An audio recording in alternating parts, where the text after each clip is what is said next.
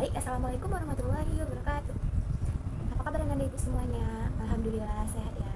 Nah, sebelum kita mulai pembelajaran, ibu minta kita berdoa dulu ya kepada ketua kelas. Disilahkan untuk menyiapkan kelas.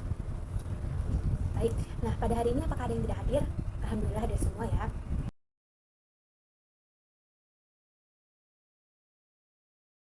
Ibu ingin bertanya nih kepada anda semua, bagaimana sih perasaan anda ibu pada pagi hari ini? Wah, alhamdulillah senang semua ya. Nah, bagus. Semoga nanti pembelajaran kita dapat berjalan dengan lancar dan Ananda semua bisa memahami materi yang akan kita pelajari pada pagi hari ini ya.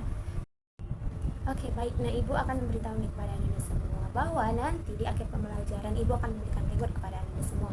Bahwa nanti yang aktif dalam pembelajaran, yang nilai prosesnya itu tertinggi, nanti Ibu akan memberikan reward untuk Anda Ibu. Nah, Ibu harapkan semua Anda aktif ya dalam pembelajaran. Oke, baik. Nah, sebelumnya Ibu sudah berpesan nih kepada ketua kelas bahwa pada pagi hari ini Ibu akan melaksanakan pretest. Nah, Nanda udah belajar pastinya kan di rumah. Nah, sekarang silahkan keluarkan Androidnya. Kita pretest menggunakan quizzes. Silahkan keluarkan Androidnya. Baik, tadi kita udah melaksanakan pretest. Nah, kita udah lihat ya nilai siapa yang paling tertinggi. Baik, nah untuk review soalnya, tadi Ananda banyak yang salah pada nomor 8. Seorang atlet angkat besi mengalami peningkatan massa tulang yang signifikan akibat latihan beban yang intensif. Nah, dokter menjelaskan bahwa peningkatan ini terjadi karena adanya peningkatan aktivitas sel pembentukan tulang. Sel-sel ini aktif dalam pembentukan tulang keras ya jawabannya, bukan tulang rawan. Nah, baik, untuk lebih lanjutnya mari kita pelajari sama-sama bagaimana perbedaan struktur tulang keras dan struktur tulang rawan tersebut. Semuanya, pada minggu lalu kita udah belajarkan tentang osifikasi. Nah, pada gambar di atas, siapa yang masih ingat ini proses apa? Ya, betul, proses osifikasi. Nah, siapa yang masih ingat apa itu osifikasi? Ya, Yemima, silahkan. Ya, betul, tapi jawabannya kurang tepat ya. Siapa yang bisa menambahkan? Oke, Cindy, silahkan Cindy. Oke, betul sekali ya. Beri aplaus dulu dong untuk Cindy. Nah, di mana proses osifikasi itu adalah proses pembentukan tulang. Nah, ini adalah cara tubuh untuk mengubah jaringan lain, biasanya tulang rawan atau jaringan ikat menjadi tulang keras seiring pertumbuhan atau penyembuhan. Oke, bagus sekali ya Cindy. Oke, baik. Nah, tadi kan kita sudah tahu nih apa itu osifikasi. Nah, selanjutnya Ibu ingin bertanya nih kepada Ananda, apa sih proses osifikasi itu? Kan udah kita pelajari nih minggu lalu. Nah, silahkan.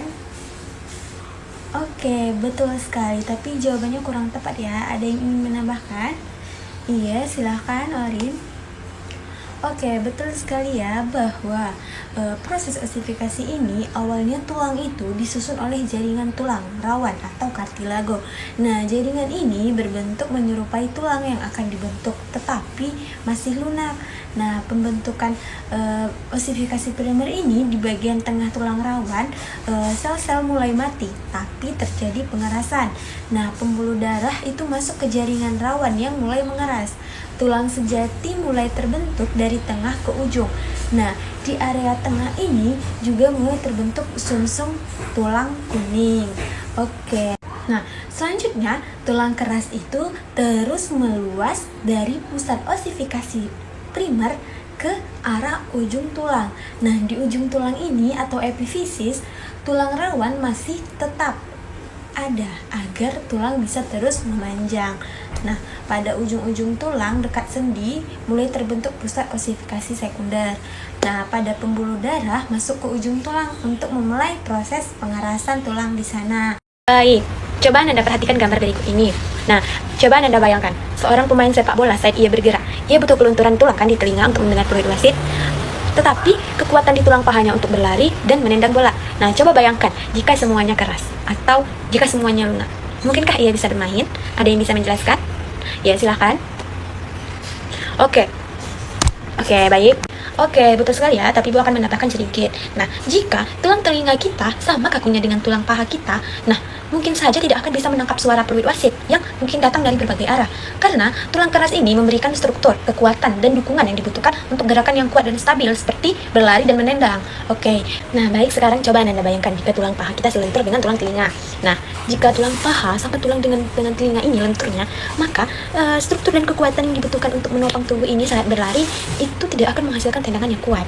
Nah, tubuh akan menjadi lemas, tidak stabil, dan ia tidak akan bisa mengontrol gerakannya dengan baik. Nah, kenapa? Karena tulang rawan memungkinkan fleksibilitas, mengurangi gesekan antar tulang, dan memungkinkan gerakan yang lebih halus dan adaptif seperti kemampuan telinga untuk menangkap suara dari berbagai arah, atau kelincahan pemain saat bergerak, bukan untuk menendang atau menopang kekuatan tubuh kita. Nah, seperti itu ya Anda semuanya. Baik, oke Anda semuanya, sekarang kita masuk kepada materi struktur tulang keras dan struktur tulang rawan. Nah, siapa yang bisa menjelaskan apa itu tulang keras, apa itu tulang rawan? Silahkan, siapa yang bisa? Oke, silahkan. Oke, betul sekali ya, beri aplaus dulu dong untuk teman-temannya. Baik, nah di mana tulang rawan ini adalah jaringan ikat yang lentur dan elastis. Nah, tulang rawan ini atau kartilago ini berfungsi untuk menyokong jaringan tubuh, melindungi ujung-ujung tulang agar tidak bergesekan langsung saat memberi bentuk pada beberapa bagian tubuh seperti hidung dan telinga. Nah, tulang rawan ini tersusun dari sel kondrosif dan matriks yang kaya serat, kolagen, dan elastin.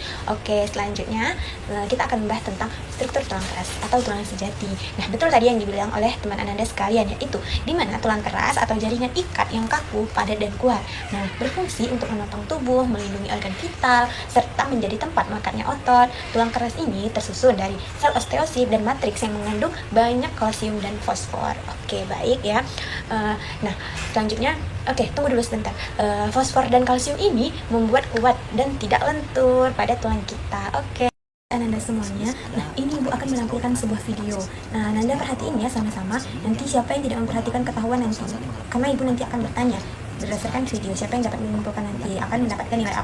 Oke, silakan perhatiin ya gambar berikut ini, video berikut ini.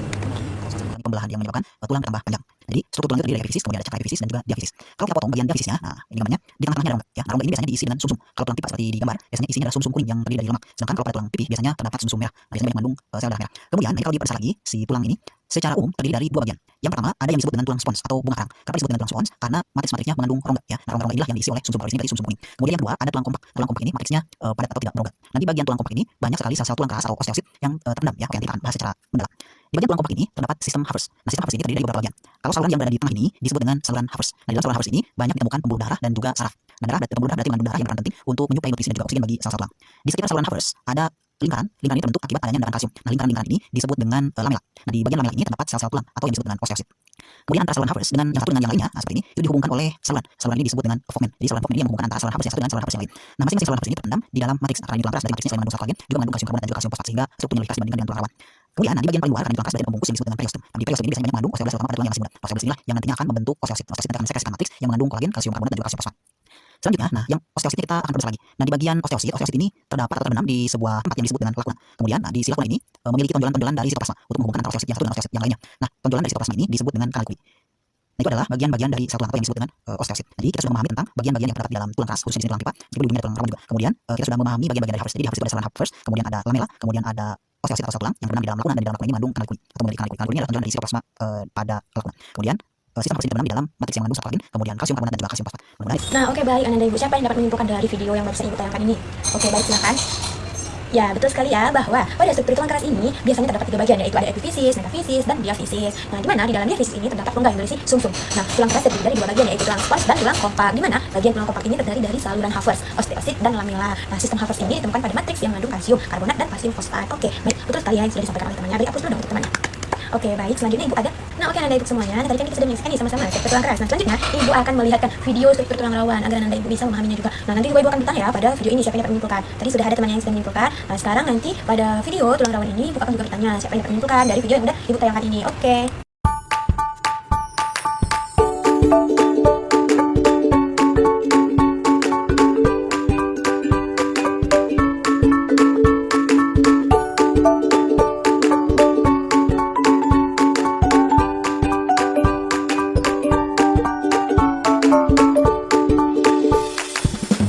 Nah, oke, baik, siapa yang dapat menyimpulkan dari video tersebut? Ya, silakan Melin. Oke, betul sekali ya Melin, di mana tulang rawan ini tersusun dari sel kondrosit, di mana matriks yang kondrin dan dibungkus oleh perokondrium. Oke, betul sekali ya Melin ya. Beri aplaus dulu dong untuk Melin. Nah, di mana tulang rawan ini dibagi menjadi 3. Yang pertama itu tulang rawan hialin, fibrosa, dan tulang rawan elastin. Oke. Nah, baik, sekarang siapa yang bisa membacakan tujuan pembelajaran kita pada pagi hari ini? Ya, betul sekali ya, tujuan pembelajaran kita pada pagi hari ini yaitu adalah peserta didik mampu menjelaskan tulang rawan dan tulang keras. Peserta didik mampu menganalisis perbedaan tulang rawan dan tulang keras berdasarkan jaringan penyusunnya. Oke, baik. Oke, baik. Nah, Anda sudah melihat kan gambar di depan ini? Nah, ini kan gambar tulang telinga dan gambar tulang paha. Nah, coba Anda semua rasakan bagaimana daun telinga kalian, bagaimanakah teksturnya? Coba, siapa yang bisa merasakan? Ya, tentu saja lentur dan lembut ya, dan bisa ditekuk tanpa rasa sakit. Coba bandingkan dengan tulang paha, bagaimana rasanya?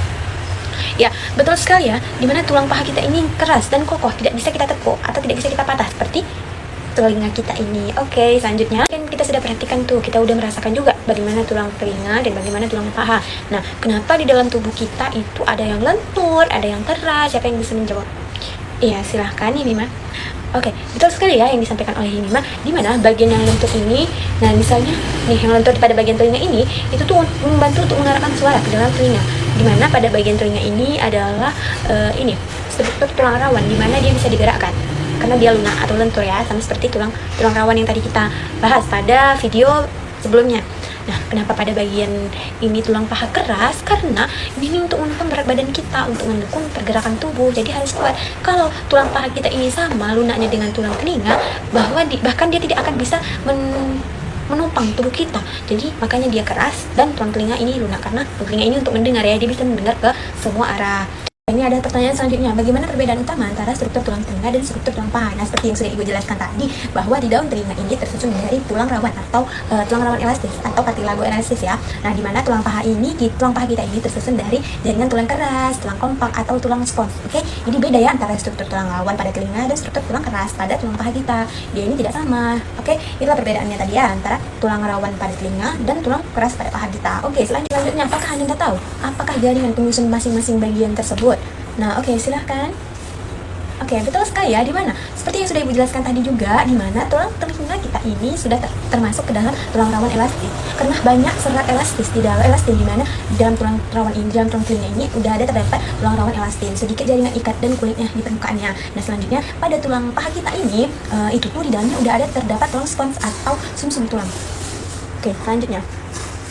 Oke, selanjutnya bagaimana pengaruh struktur terhadap fungsi? Nah, di mana daun telinga ini karena dia lentur, daun telinga ini dia bisa menangkap dan memfokuskan gelombang suara tanpa rusak.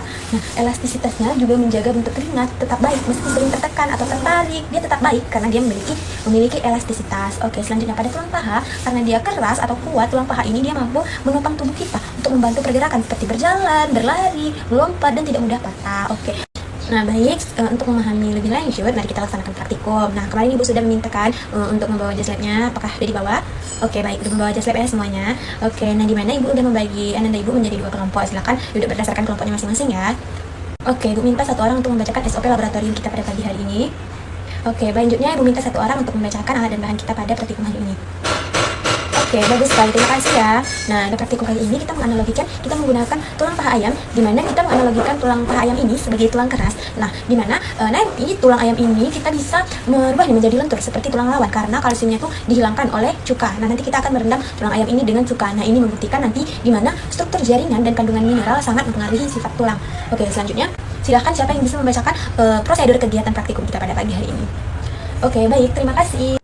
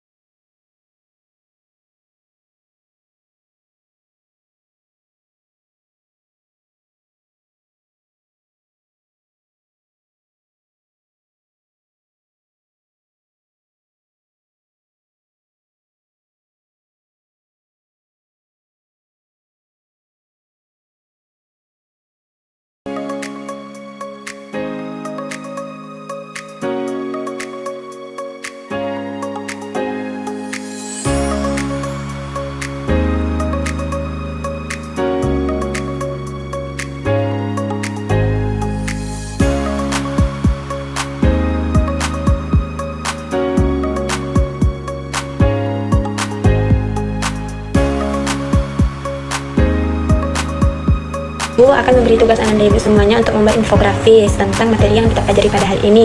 Kita kan tadi udah belajar juga, udah praktikum juga. Nah, pasti Ananda udah tahu ya apa itu perbedaan struktur tulang keras dan struktur tulang rawan. Nah, tolong buat semenarik mungkin, bisa dicantumkan gambar. Nah, nanti kirimnya lewat dokumen saja. Nanti akan kita presentasikan di depan kelas. Baik.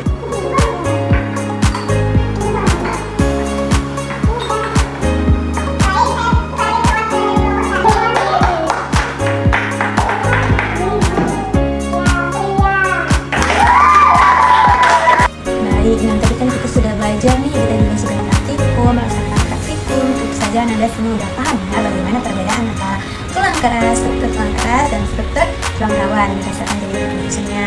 Oke, baik. Ibu minta satu orang saja untuk menyimpulkan pembelajaran kita pada pagi hari ini. Oke, silakan. Ya, bisa silakan. Nah, ya betul sekali yang disampaikan oleh tadi. Nah, tulang keras itu penyusun utamanya itu ada sel osteosit, kalsium, fosfat, serat kolagen. Nah, pada tulang rawan itu disusun oleh sel kondrosit, serat kolagen, elastin, dan matriks gel. Dimana kekerasan pada tulang rawan itu sangat keras karena banyaknya kalsium. Pada tulang rawan itu sangat lentur dan fleksibel. Nah, setelah itu, dimana fungsi tulang keras ini untuk menopang tubuh, melindungi organ vital, nah, untuk penyokong tubuh seperti yang sudah kita pelajari tadi ya. Nah, tulang rawan ini membentuk fleksibel dan bantalan antara tulang. Oke, selanjutnya Anda kan udah tahu tadi tuh bagaimana contoh tulang keras, bagaimana contoh tulang rawan, di mana tulang keras ini terdapat pada paha kita dan tulang rawan terdapat pada tulang daun telinga kita. Oke. Ini Ibu ada bilang nih bagi siswa yang aktif dalam pembelajaran, yang post test dan nilai pretest yang tertinggi akan Ibu berikan reward. Nah, kepada nama-nama yang dipanggil tolong maju ke depan ya.